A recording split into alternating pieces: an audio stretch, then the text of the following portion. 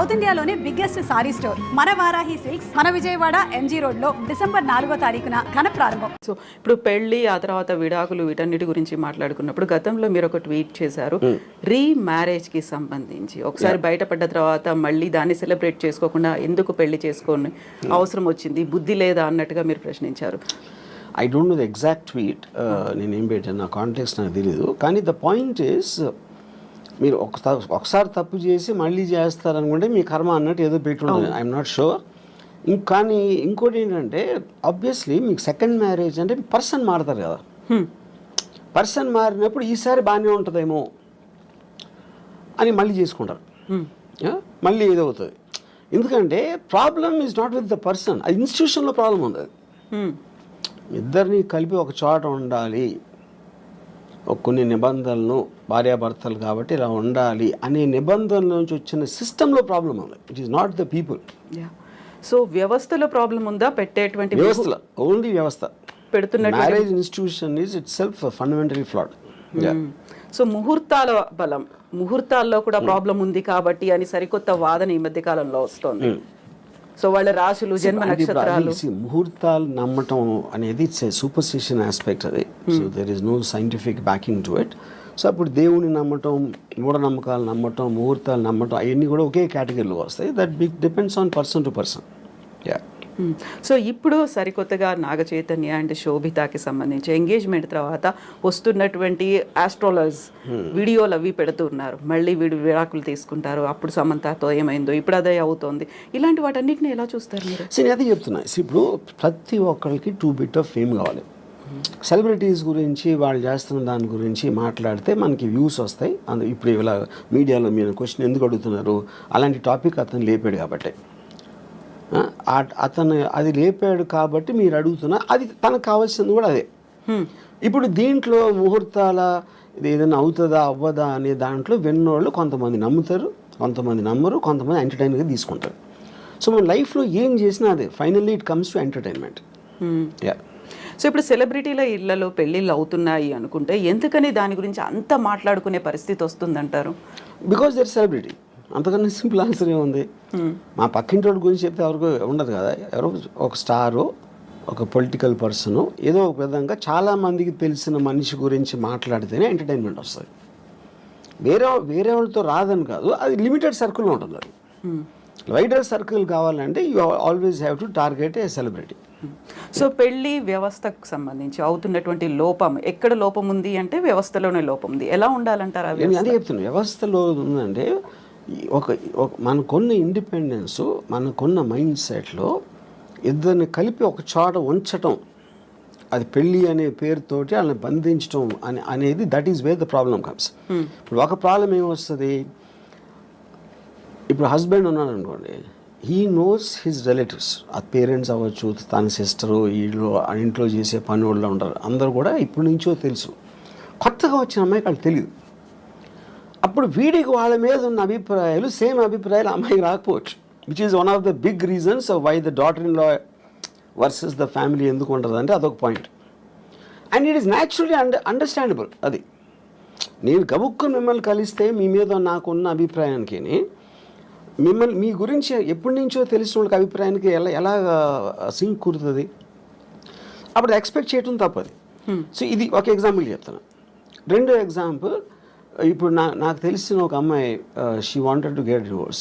ఏంటి ప్రాబ్లం అంటే, I find him very boring, which is a good enough reason. Bore కొట్టే మనిషి, మీరు మామూలుగా నేను బోర్ కొడితే మీరు వెళ్ళిపోతారు, కాసేపు హలో మాట్లాడి వెళ్ళిపోతారు, నేను వెళ్ళిపోతాను. మరి కలిసే ఉండాలి అంటే బోర్ కొట్టించి కొడితే ఎలా సాధ్యం? అది she might find something else more interesting, someone else more interesting. అప్పుడు మీ లైఫ్ మీకోసమే బతకాలి అని ఒక అండర్స్టాండింగ్ మీకు వచ్చినప్పుడు, ఇంకొకళ్ళ కోసం నా లైఫ్, నా టైము నేను సాక్రిఫైస్ చేయను. ఆ ఇండిపెండెన్స్లోంచి వస్తుంది ఆ బ్రేక్అవే అనేది. సో మ్యారేజ్ అనేది ఒరిజినల్గా క్రియేట్ చేసినప్పుడు ఓకే, భర్త భార్య ఇద్దరు వాళ్ళ పిల్లలుగా అంటారు, పిల్లల్ని పెంచుతారు, చదివిస్తారు, వాళ్ళు ఏదో చేస్తారు. ఫ్యామిలీ ఆస్పెక్ట్ అనేది సొసైటీ కోసం చేసింది, ఇండివిజువల్ కోసం చేసింది కాదు. ఎప్పుడైతే ఇండివిజువల్ ఫ్రీడమ్ అనేది పెరగటం పెడితే ఇలాంటి ఇన్స్టిట్యూషన్స్ అని కనుమలేకపోతాయి. సో ఈ పెళ్ళిళ్ళు అనేటువంటి వ్యవస్థ లేకుండా ఈ మధ్య కాలంలో వచ్చినటువంటి లివ్ ఇన్ రిలేషన్ దాంట్లో కూడా గొడవలు అవుతున్నాయి, దాంట్లో హ్యాపీగా విడిపోతున్నారు. కరెక్ట్. ఇప్పుడు పెళ్ళి అనేది వేరే వాళ్ళకి చెప్పడానికి, లివ్ ఇన్ రిలేషన్షిప్ అనేది వాళ్ళిద్దరికి ఉన్న పర్సనల్ ఆస్పెక్ట్, అది దట్స్ ఓన్లీ డిఫరెన్స్. యూనో ఇక దాంట్లో లీగల్గా ఎన్ని ఇయర్స్ ఉంటే అది వ్యాలిడే ఉంటుంది, ఇది అది అని. కొట్టుకుంటాం అనేది ఎలాగో జరుగుతుంది. మీరు అసలు ఇద్దరు ఒక చోట ఉంటే కొట్టుకోకుండా ఉండలేరు. అంటే ప్రెషర్ ఆఫ్ అది ఏమంటుంది, expectation more than anything else. Yeah. So ఇలాంటి ఇష్యూస్ రాకుండా ఉండాలంటే understanding is the better way అంటారు. అడ్జస్ట్మెంట్ అండర్స్టాండింగ్ అనేది ఈజీ చెప్పటం. I do not believe it's అంటే అండర్స్టాండింగ్గా ఉండాలండి. ఇప్పుడు ఫర్ ఎగ్జాంపుల్ ఎవరో కౌన్సిలరు ఒక సైకాలజిస్ట్ భార్యాభర్తలు అన్యోన్యంగా ఉండాలి అని అన్నట్టు ఏదో అన్నారు, నేను యూట్యూబ్లో చూసాను. అండ్ ఫస్ట్ ఆఫ్ ఆల్ భార్య అనేది ఇట్స్ లేబుల్. అది రియాలిటీలో ఏంటి, భార్య అనేది స్పెసిఫిక్ పర్సన్. నా భార్య తన భార్య ముగ్గురిని భార్యలు అంటే అందరూ ఒకటేనా? కాదు కదా. The people are different. వాళ్ళ బిహేవియరు, యాటిట్యూడు, వాళ్ళకున్న ఇండివిజువల్ ఇష్యూస్, ఇలాంటివన్నీ కేస్ టు కేస్ చూడాలి. కానీ అందరినీ కలిపి లేబుల్ వేసి భార్యాభర్తలు అన్యోన్యంగా ఉండాలంటే జనరలైజ్ చేయడం అనేది మీనింగ్ లేదు. మీ భార్యని బాగా చూసుకో అంటే మీరు చెప్పారనుకోండి, ఇప్పుడు నా భార్య మీ భార్య కాదు, అప్పుడు మీరు ఎలా ఇస్తారు ఆ సలహా? అది ఏమి తెలియకుండా ఇష్యూ అది.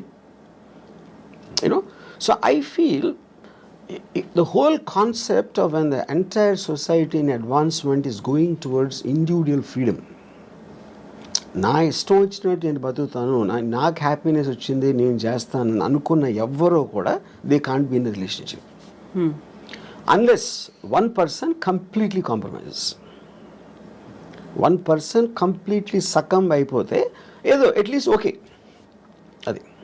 సో మనకున్నటువంటి ఒక పర్సన్ కంప్లీట్గా సకంబ్ అవ్వటానికి ఎందుకు సకంబ్ అవ్వాలి నేను వేరే వాళ్ళకి అన్నది కదా. మీ ఫ్రీడమ్ మీకు ఉంది, మీ ఇండిపెండెన్స్ మీకు ఉంది. పాత రోజుల్లో ఏంటి, ఫైనాన్షియల్ ఇండిపెండెన్స్ అమ్మాయిలకి లేనప్పుడు ఇంకా చేసేది లేక దే జస్ట్ అంటే ఒక స్లేవ్స్ లాగా ఉండేవారు. నేను ఇప్పుడు రెబెల్ అయినా కూడా నాకు వేరే గతి లేదు అనుకున్నప్పుడు they will bear with whatever is there for them. Yeah. So అలాంటి పరిస్థితుల్లో అడ్జస్ట్ అయిపోయి ఇంకా బయటకు వచ్చినా నేను బతకలేను, సమాజం నన్నే అంటుంది అనేటువంటి ఒక ఒపీనియన్ కూడా ఉంది ఆ టైంలో. బట్ ఇప్పుడు మనం ఉన్నటువంటి సమాజం కావచ్చు, మన వ్యవస్థలో ఒంటరిగా ఉంటే భవిష్యత్తు ఏంటి, ఆ తర్వాత నెక్స్ట్ ఎవరు చూస్తారు? ఒక ఫ్యామిలీ అయితే పిల్లలు చూస్తారు, లేకుంటే రిలేటివ్స్ చూస్తారు, భార్య చూస్తుంది, భర్త చూస్తాడు, ఇలాంటి బోల్డని కాన్సెప్ట్స్ పెట్టుకొని అడ్జస్ట్ అవుతున్న వాళ్ళు ఉన్నారు. మన ఫ్యామిలీల కన్నా పనులు బాగా చూస్తారు, నర్సులు బాగా, ఎందుకంటే జీతం తీసుకుని వాళ్ళ పని ఏమేం కావాలని చేస్తారు. పిల్లలు బాగా చూసుకుంటారా అనేది మనకి ఎప్పుడు Badipantulu cinema black and white డేస్లో వచ్చింది, అక్కడి నుంచి కూడా లేదు, అది ఎవరు నమ్మరు. ఫస్ట్ భార్య బాగా చూసుకోవడం అనేది ఆబ్లిగేషన్ క్రియేట్ అవుతుంది. నేనే అన్నీ చూసుకుంటున్నాను, మీకు ఇన్నాళ్ళకైనా నా వాల్యూ తెలిసిందా అని నష్టపెట్టి చంపేస్తారు. అప్పుడు ఆ గిల్ట్ ఫీలింగ్ చచ్చిపోతాడు. అసలు అతనికి వచ్చిన వేరే జాబ్ అయితే ఇలాంటి ఆస్పెక్ట్లో. I'm just taking it a little jocular. But నా పాయింట్ ఏంటంటే నేను ముసలోడిని అయినప్పుడు నాకు చూసుకోవటానికి ఎవరో ఒకళ్ళు ఉంటారా అనే రీజన్ తోటి భూమి మీద ఎవడో పెళ్లి చేసుకోడు. ఆ రీజన్ తోటి ఏదో ఎప్పుడు 20, 30, 40 సంవత్సరాల తర్వాత వచ్చే ప్రాబ్లమ్ని దృష్టిలో పెట్టుకుని. ఇప్పుడు ఫ్యామిలీ అంటే ఫ్యామిలీలోనే చాలాసార్లు గొడవలు అవుతాయి, బ్రదర్స్ మధ్యన ఉంటాయి. మనం చెప్పుకొని అనిల్ అంబానీ ధీరుభాయ్ అంబానీ కొట్టుకుని చచ్చిపోయాడు. అప్పుడు ఇంక ఫ్యామిలీ ఏంటి మీనింగ్? ఫ్యామిలీలోనే అసలు మీకు మ్యాక్సిమం ప్రాబ్లమ్స్ ఉండేది ఫ్యామిలీ వల్ల, బయట ఉన్న వల్ల ఉండదు. ఫ్యామిలీ వల్ల ఎందుకు ఉంటుందంటే మీకు బాగా తెలుసు అక్కడి నుంచి బిట్రేలు వస్తే మీరు తట్టుకోలేరు, దాని నుంచి ఈ పక్కన మా మదర్ వీళ్ళందరూ సర్ది చెప్పడానికి మొత్తం అన్నీ జరుగుతాయి. అందరు ఫ్యామిలీస్ ఉంటాయి కదా. ఫ్యామిలీ డిస్ప్యూట్స్, ఫ్యామిలీ కోర్ట్స్లో ఉన్నంత రష్ ఎక్కడ ఉండదు. యా. సో ఫ్యామిలీ మీ ప్రాబ్లమ్స్ క్రియేట్ చేస్తుంది అనుకుంటాం కన్నా బుద్ధి తక్కువ పని ఉండదు. అప్పుడు ఏంటి మీకు మిగిలింది, మీ ప్రాబ్లమ్స్ మీరు చూసుకోండి. అది. అయితే ఇక్కడ మనస్తత్వాల వల్ల అభిప్రాయ భేదాలు వస్తున్నాయా, లేకుంటే దేని వల్ల వస్తున్నాయి అడ్జస్ట్మెంట్ అనేది లేకపోవడం వల్ల? ఇక్కడ పాయింట్ ఏంటంటే మనిషికి ఉన్న ఒక ఈగోలో ఎప్పుడు తనే రైట్ అనుకుంటాడు. తనే రైట్ అని బతకపోతే తనకు పర్సనాలిటీ ఉండదు. అప్పుడు భార్య చేసే దాంట్లో తప్పులు పడటం, అది భార్యకి భర్త చేసే దాంట్లో తప్పులు, అదేంటి అలా చేశారు, అదేంటి ఇది అండి కాన్స్టెంట్గా మీరు చేస్తున్న దానికి క్వశ్చన్ చేస్తున్నారు, ఒక ప్రెజర్ పెడుతున్నారు, లేకపోతే తిడుతున్నారు. ఇలాంటివి చేస్తున్నప్పుడు ఆటోమేటిక్గా you want to break away from that kind of any kind of A force. A human being wants to break away from force. ఆ ఫోర్స్ మీరు ఎమోషన్ నుంచి వచ్చిందా, ఫిజికల్గా వచ్చిందా, లేకపోతే సొసైటీ పరంగా వాళ్ళ అంటే చుట్టూ ఉన్న వాళ్ళు ఏమనుకుంటారు, లేకపోతే పేరెంట్స్ ఏమనుకుంటారు, ఇలాంటి రకరకాల ఆస్పెక్ట్స్లోంచి ఆ ప్రెజర్ ఉంటుంది. అది కొంతమంది సకంబయి ఇంకా చచ్చినట్టు అలా బతికేస్తూ ఉంటారు. చాలామంది ఇష్టం లేకుండా బతుకుతారు, ఇష్టం లేకుండా సంసారం చేస్తారు. అందుకని మీకు పెళ్లి మీద అన్ని జోకులు ఎందుకు ఉంటాయి ఎప్పుడు? Because of that you know.